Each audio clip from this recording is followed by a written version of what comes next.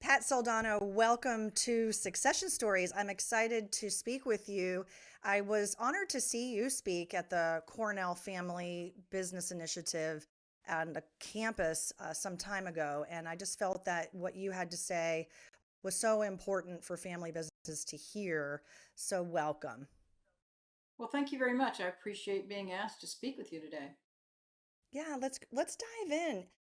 I want to start with this statistic, and I think the audience can relate because a lot of our listeners are founders and in family businesses. At 87% of the businesses in the US are family owned. So beyond the numbers, tell me why you believe family businesses are important in the United States. Well, in addition to that, they generate 59% of the jobs in this country, or 83 million jobs, and 54% of the GDP, or $7.7 trillion. That information wasn't known until we did our research, hiring 7 professors and spending 7 months with a very complicated balance, checks and balances system to confirm our research that, in fact, family businesses are very, very important to this country and the economy. And we determined that because members of Congress asked us, well, why do I care about family businesses? Why are they important to me? And why should I understand them? And we couldn't really answer that in terms of the economics. So we use those statistics all the time. As you know, Family Enterprise USA is an advocacy organization, and we advocate at a national level for family businesses, all sizes and all industries. We're unique from a trade association because most trade associations work on the issues that affect the business. We work on the issues that affect the families of those businesses. And we have now 5 trade associations that are members, trade association members of Family Enterprise USA, and all of their members are now members of Family Enterprise USA. And they've come to us, and we're talking to a few more because they realize, just as I said, they don't focus on the issues that affect the families of the business. And they've learned anywhere from 65 to 90% of their members actually are family businesses. So they realize this is something they need to address, and they don't do it necessarily as a trade association. Gotcha. All right. I definitely want to come back to what the issues are, what's important to family businesses. But before we go there, I know there's another organization that you run that's focused on a similar but different area. What is that? So, Policy and Taxation Group is an organization I founded in 1995, and it is a 501c4, whereas Family Enterprise USA is a 501c3 for all the tax geeks out there. So, Policy and Taxation Group was formed to reform and ultimately repeal gift, estate, and generation skipping tax. And we had some success along the way. The rate is actually now 40%, coming down from 55%. And the exemption was $650,000, and now it's 13 million per person. But that's going to expire at the end of 2025, and we're very worried about that. But what we have found is Policy and Taxation Group addresses the tax and economic issues that affect family offices and successful individuals. So you can appreciate there's a lot of synergy between the two organizations because Family Enterprise USA represents family businesses. And many successful individuals and entrepreneurs, of course, are family businesses. So the board of Family Enterprise USA came to me over 4 years ago and said, would you take this over? It had become inactive. And it was formed in 2007 by a family. And I said yes, because I think these organizations can work together, and they do. They have different donors and supporters, but they have very similar messages. And members of Congress listen to family business owners as well as family offices and successful individuals. I sat in on one of the presentations your team did, which talked about some of the learnings from the most recent annual family business survey. And what struck me, and I just want to underscore, because I don't know that everybody in our audience listening understands what you just said and how big of a discrepancy those numbers are. Let's just kind of come back to that in summary, what it was and what it is now and what it might be in terms of and this is the tax code, is it the 199? So, are you talking about 199A and how it Yes, affects family business owners? yes. Well, certainly that's one issue. And that provision is going to expire. It allows family businesses that qualify to deduct 20% of their income before they pay tax on it. And it's important because what we have learned is 80% of family businesses operate through what's called a pass through entity. So that means their income actually flows through to their individual tax return. So their business income flows through and is taxed at an ordinary income tax level, which is currently 37%. Corporations, so the other 20% that are regular corporations, they only pay 21%. So there is this disparity, and 199A's attempt was to try and correct that disparity, but it's still got a long way to go. But it is a provision that helps family businesses, and it's one of those that we're very concerned about, as well as many others, quite frankly, that are included in what was the TCJA, which was passed in 2017. So let's talk about the Family Enterprise USA survey that you did, and what were some of the key takeaways from the 2024 survey?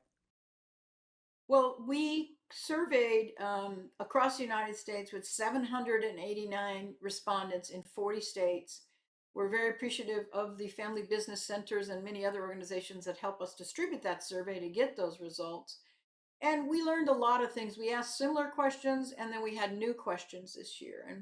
And one of them was around that issue we just talked about, which is, do you operate as a pass through? We had no idea the percent was that high. But we've also learned that a large portion, in this case 33% of family businesses, operate as a manufacturing business, and only 5% operate as family farms. And then you have a great percent that operates as in the retail industry and the construction industry. The point of that is, most members of Congress, when I say family business, they say small business. And then they say, like family farms. Well, the world has changed. Not that family farms aren't important to this country, and they're very significant to our economy, but only 5% of family businesses are family farms. And yet, a much bigger percent in the case of manufacturers, 33% operate as in the manufacturing world, and another 20+% in construction. The reason I point that out is they have the same illiquid nature of their assets as farming does, right? And that's why farming gets a lot of additional benefits, because the illiquid nature of the business, the assets, and the complexity of the business. And yet, manufacturing, construction, retail, they have that same characteristic. So we need members of Congress to understand what family businesses are, and what the makeup of those family businesses are in the United States. You just pointed out a pretty big misconception. I'm sure there are more. You've been circling in the DC, with working with government officials for a long time. And I'm sure you've got experience here. What do you think some of the other misconceptions are?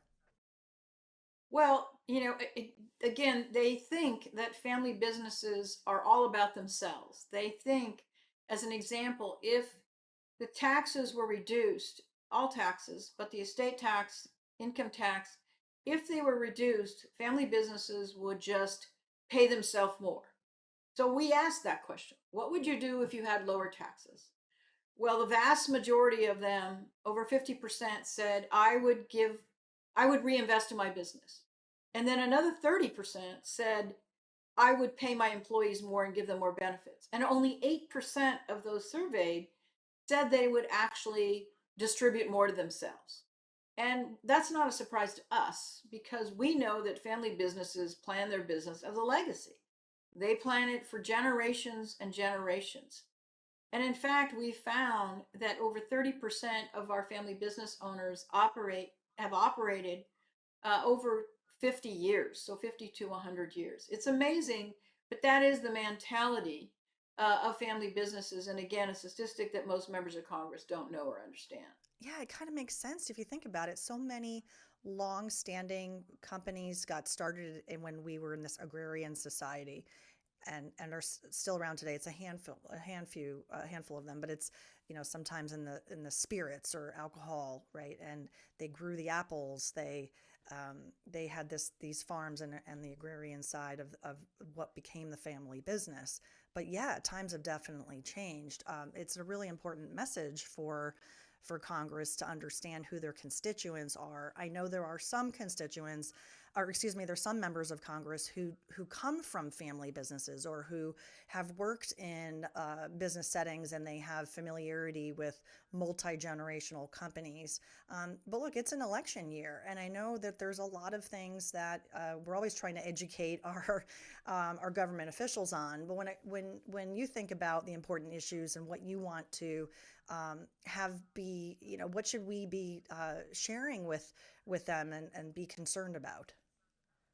Well, they should be sharing their story, and we think that's the most powerful thing, which is, as you're aware of, we got Congress to actually form a Congressional Family Business Caucus. To your point, we did our homework and we researched all members of Congress and found out 100 of them come from family businesses or have family businesses.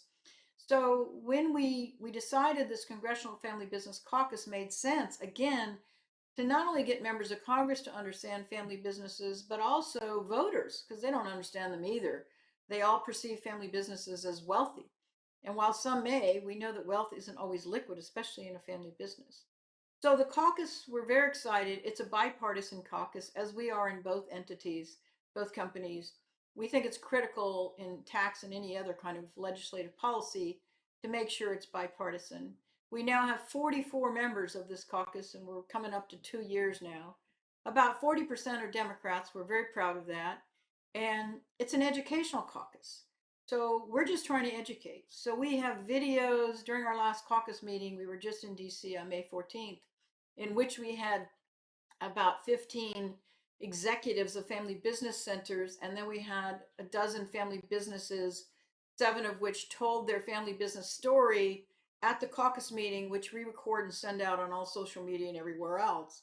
And we have a lot of family business stories on our website because, well, members of Congress, they like the statistics that I can tell them, but nothing's more powerful than the family business telling them themselves their history of their business and what they would do and how does tax and economic policy really affect them and their bottom line and their families and their employees and their community.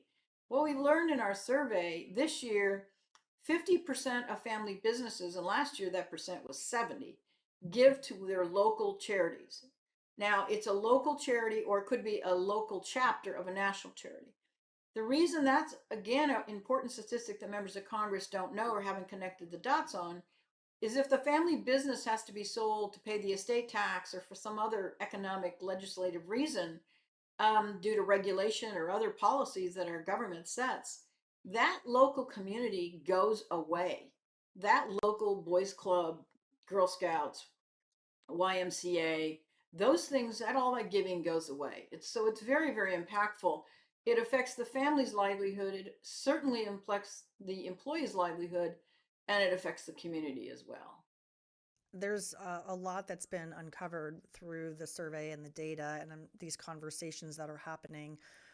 There's hopefully some winds of change that will keep the momentum going.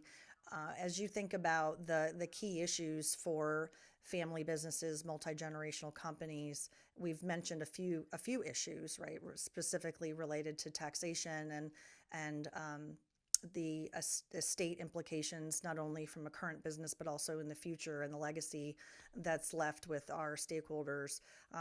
What are some other issues that are on the minds of family business owners?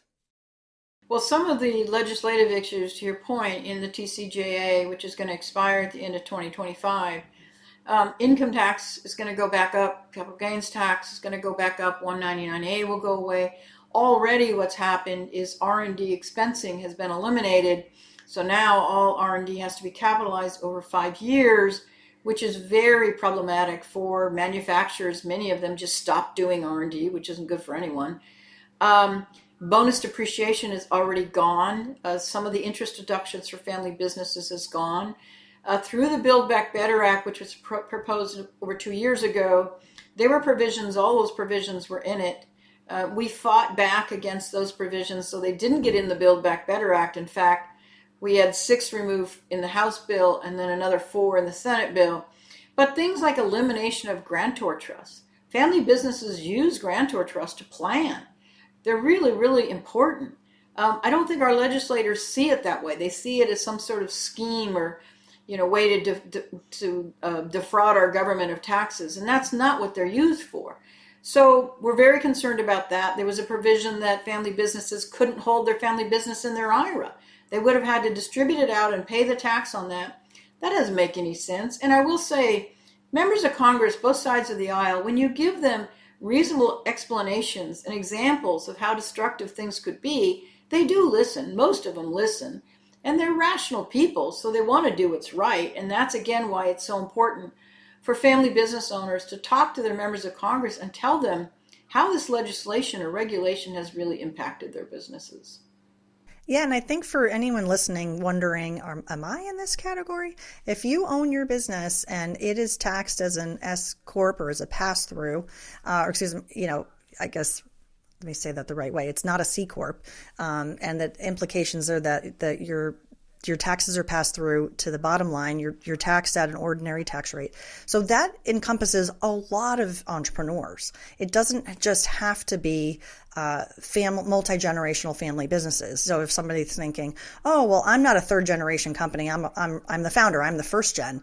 But this still matters. This still is relevant. And especially for companies, I liked how you broke the myth that these are all kind of the small mom and pop or the farms. You mentioned there's quite a number of businesses in your data that are over 50 million in revenue, which is really sizable. Well, in fact, 15% of our respondents to our survey, it was a surprise to us, have over $100 million a year in revenue. So, it's really important that we understand the job creation, not just in small business, but in medium and large businesses as well. And to your point, you don't have to be a very big business to reach the threshold of $13 million. Now, granted, if you're married per couple is $26 million, which is a huge exemption, the highest it's ever been. But it's going to go away. It could drop down to 5 million, 7 million, maybe even as low as 3 million. So I just been talking to everybody I can saying, do your planning because, and to your point, it doesn't matter if you're first generation or second or third, you really need to do it now. And we had at our Congressional Family Business Caucus that we facilitated, we had family members say how they've planned for succession. One individual said, I actually gave away my business to my 6 and 7-year-old because that was how I could manage the payment of the tax or deferring the payment of the tax, which if I didn't, the business wouldn't be in business today. So, you need to really look at the legislation and more importantly, talk to your tax accountant and your state attorney and see if you really need to take advantage of the exemption as much as you can, as soon as you can. And do all the planning that you can, not just for tax avoidance, but also because you need to plan for the next generation. A lot of first generation entrepreneurs hate to focus on their demise, but it is a reality. And we survey every year about how, if and how they've passed on ownership. It's very discouraging to me that still the vast majority of them have not passed on control. It's less than 36%. So they give up a certain percent, but they just can't give up control. And I hear all the same excuses every year. Well, it's not a good time for the business. The economy's not good. The market isn't good. My kids aren't old enough, even though some of them could be in their 50s and 60s. They're not ready yet. They're not ready. They have to get ready because if you don't pass the business on early enough, the taxes will definitely deplete it. And also the family business won't continue to operate if you don't have a good succession plan, as you well know, in place. It's just so critical to the livelihood of the family and the employees as well as the community. That was well said, Pat.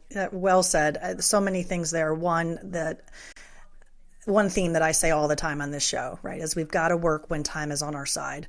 You can't do exit planning when you're exiting. It is just too late. You have underscored that in a huge way. You've also underscored the importance of getting professional advisors to help you not only do the tax planning, as you said, in tax mitigation, but there's also the legacy planning. And we get a lot of joy from that, right, as we think about how what we've created can live on beyond us and be a sustainable entity if that's what the family wants or the stakeholders want.